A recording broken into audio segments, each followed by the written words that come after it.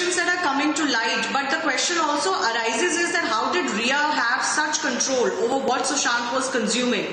That is the big question that is now coming to light. Why would he consume medicines without ever seeing a doctor or without actually looking into it? He was a very bright person and obviously was good in science as well. I want to go across to some of the guests that are joining us. Swapnil Kothari and Sujay Kantawala, senior lawyers, are with us. Priyanka Tibrewal, also a senior lawyer, and Anuja Kapoor, criminal psychologist, with us. Let me go across to Sujay Kantawala. Received medication that he didn't really need, if that had an ill effect on him, and also now raises questions on what the police has been doing so far. Have they not found any malpractice in the way the doctors were treating Sushant, if at all? No, I must congratulate you on this breaking story and the way you have got your entire team working on this. It's an amazing breakthrough, and we are all very amazed at the way you have got this thing done. Now, congrats for that at the outset. Let me tell you that this, therefore, 120B, which has been correctly invoked in the FIR, is what IPC defines as a conspiracy. This clearly smells so bad that there was a concerted attempt, well-planned strategy to somehow or the other perhaps even hook him onto some drugs so that that would disable him, and on the other hand, siphon off crores and crores of rupees from his bank account and render him bankrupt. Therefore, 306 has rightly been invoked in the FIR, which says abetment to suicide. A group of persons get together with common mala fide mens rea, that is known as criminal intent in criminal law, create such a situation that drives a person to no other option. You, on one hand, completely alienate him from his family. You get into his house, his bank accounts, everything. You also control his medication. You also know which doctors. You threaten him thereafter with that I will expose you. And then you say that no, now the case should be transferred to CBI. And thereafter, suddenly you take a U-turn when there is intense pressure that you approach the Supreme Court and you say, no CBI, let it go to Mumbai police. So all these things, see, the demeanor of a person is seen by the court, and the demeanor of Riya and this entire group of her accomplices clearly stands exposed by you. I think the day is not far when one of them at least should be arrested immediately. Okay, let me also have Swapnil Kothari also add to that. Swapnil, what do you want to add to that, especially given the statement that the fitness trainer has made, of course, in a sting operation to my colleague Alisha? I think, the fitness trainer is spilling out the beans one after the other. And this is a very, very important breakthrough, because what it clearly shows is that Riya definitely had some intention to fleece the money. The 15 crores transaction which the ED wants to get into is something which we need to look at. Now, as far as Section 306 is concerned, Shivani, it's a very, very important section, and it's a very grave section. But it's a very difficult section to prove in a court of law bind Riya to that. Now, the reason why this is so is because in one of the judgments of the Bombay High Court, in fact, I'll just read the most important, the pertinent provision is that even if any acts or words uttered by the accused or the conduct are sufficient to demean or humiliate the deceased, even to drive the deceased to suicide, such acts will not amount to instigation or abetment of commission of suicide unless it is established that the accused intended by their acts that the deceased must commit suicide.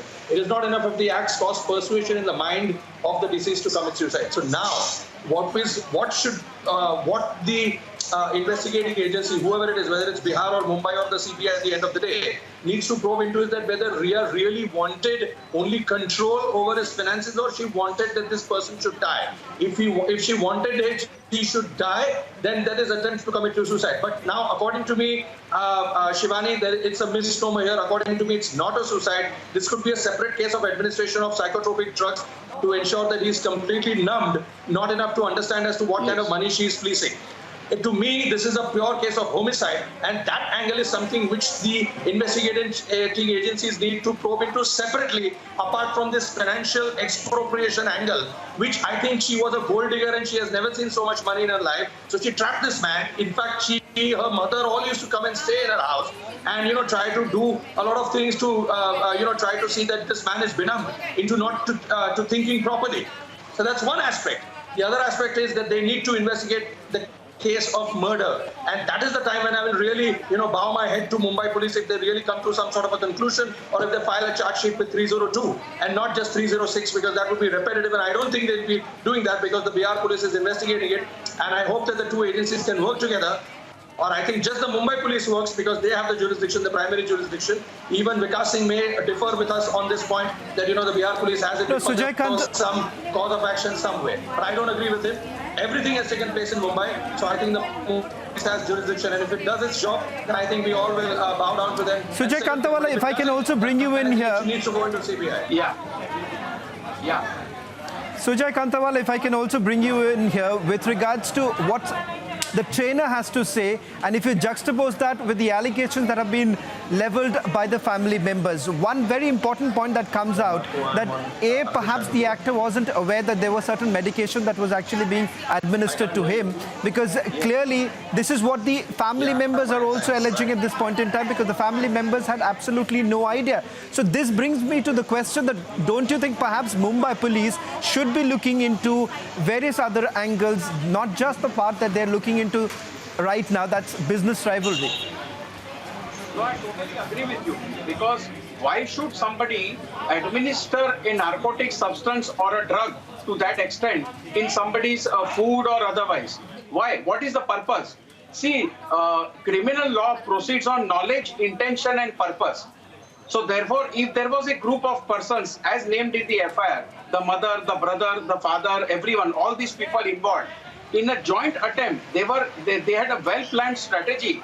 Then whatever, and there is one more angle, whatever money has been siphoned off from his account into their own companies are sale proceeds of a criminal activity, because cheating is also a predicate offense, a scheduled offense under PMLA. Cheating is also mentioned in the FIR. So all those sale proceeds of the criminal activity which these people got together, siphoned off from his account, are also liable to confiscation under the PMLA. Therefore, ED also will be seriously looking at this. So all these aspects, including the statement of the cook, the bank... All right, Sujay, I just want to quickly go across to Priyanka and Anuja to take their view on what we're getting to know. Priyanka, it seems like the conspiracy was larger. There is a suspicion on whether he was given drugs without his knowledge that he consumed that could have further deteriorated his condition. I just want to quickly understand from you of, what is the kind of investigation the police should actually be mounting, and does it seem to be doing that? See, first of all, I would start by congratulating Republic TV, because Republic TV is doing the work and the investigation which should have been done by the police. And now addressing your question on the physical trainer and the stint operation which you all have done today.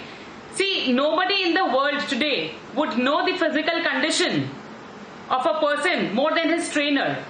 So his trainer knew that there were certain medications which were being given to Sushant.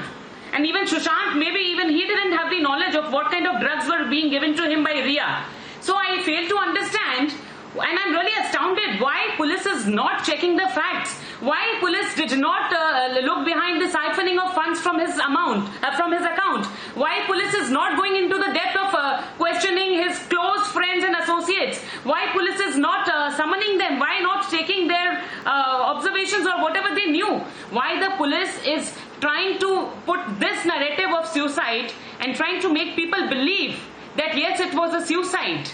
I mean, on the very first day, the police said suicide. Okay. They did not even say across to Anuja as so well. why were they in a Anuja, you're a criminal psychologist. What do the circumstances of Sushant Singh Rajput's death tell you? And also the new information that keeps coming to light. There's a financial angle. There is now a drug, medicines angle as well.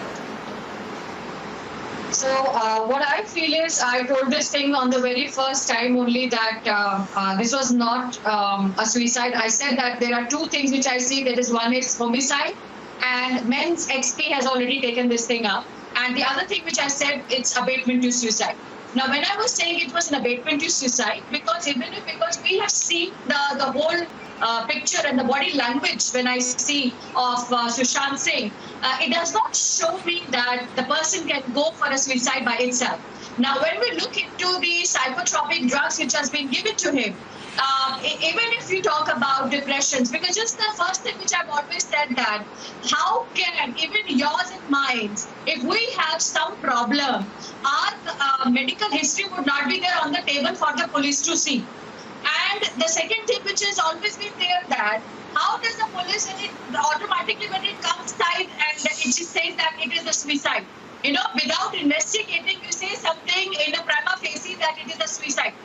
And looking into, then there are many things which started falling apart, that you see is all the body thing and so many things are there.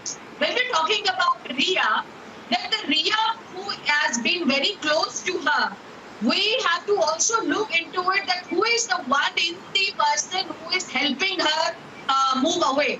Because there is something which we are looking into, that someone is really helping her not only in the legal premises, but is also helping her in the administrative premises. So who is the one who is helping her so that she can elope? Or she can, because right now... Right now, she has. Okay. Well, certainly the role that Rhea Chakrabarti has played in his life is under question, and that's not just by some who knew Sushant Singh Rajput family friends, but also by the family directly now. I thank all of our guests and our colleagues for joining us. We have to slip into a very short break, but we'll continue to get you more of what we've learned after speaking to Sushant's fitness trainer.